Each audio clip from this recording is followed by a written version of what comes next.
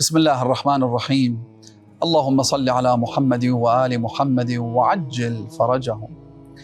One of the great threats that endanger the community of believers and those who await the return of the Imam is the fact that we have had false imposters. We've had charlatans throughout our history, since the beginning of the lesser occultation, through the early stages of the greater occultation, and to this very day. People who have claimed to be representatives of the Imam, spokespersons for the Imam. We are seeing this today. There are many examples that perhaps you are familiar with, but this is not a new phenomenon. This is something that we've seen time and again.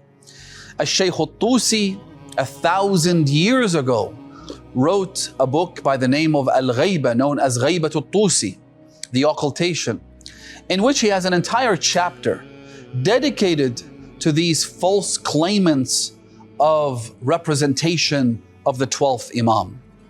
And he mentions some of them by name and tells what happened in their time and how they began their false messianic mission and how they attempted to deceive the masses. He mentions a few names, including Ash-Sharifi.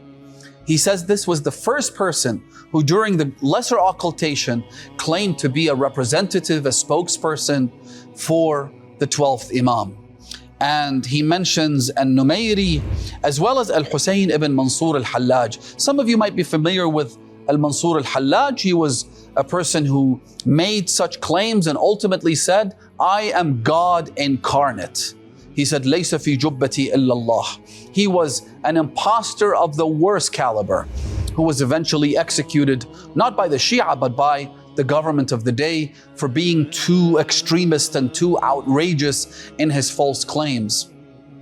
His son, Al-Husayn, Al-Shaykh al-Tusi mentions that he wrote to one of our scholars by the name of Abu Sahl al-Nawbakhti. He wrote a letter to him and he said to him that I have been commanded by the 12th Imam to reach out to you to help you in any way you may require and to provide you with support and assistance, because that's how it works, right? It begins not by asking for a pledge of allegiance. It begins with, how may I assist you? How may I help you? So Shaykh al-Tusi mentions that Al-Husayn ibn al-Mansur al-Hallaj wrote to Abu Sahl al-Nawbakhti and he said to him, is there something I can do for you? I have specific instructions by the 12th Imam to reach out to you. And so Shaykh al-Tusi said that al-Nawbakhti, he didn't engage with this man on an intellectual level. He didn't try to rationalize and speak to him logically or religiously. Instead, he made a mockery of him.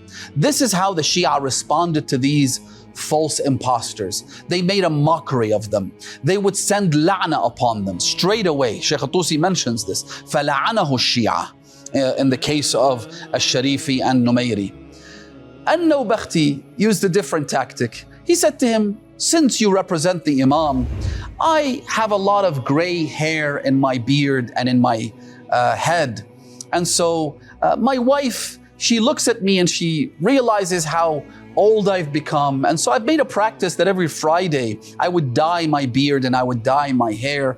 But I'm too tired of doing this. Could you maybe ask the Imam, since you seem to have a direct connection with him, to restore my black hair in my beard and in my head? That's all I ask you. I don't want you to split the moon. I don't want you to perform some great miracle. I just want you to restore the blackness of my hair. And so Shaykh al-Tusi mentions that this man became a laughing stock because he never even replied to Abu Sahl al-Nawbakhti. He became a laughing stock among everyone. That look, he says he represents the Imam and he can't even do this. He can't even ask the Imam to do this. And so we need to recognize, brothers and sisters, that these false claimants of representation must be ostracized and excommunicated. They must be condemned as liars and severed from the rest of the community, because we will see more and more of these likes who will try and deceive the masses, and we should never fall prey to their deceptions, inshaAllah. Wassalamu alaikum wa rahmatullahi wa barakatuh.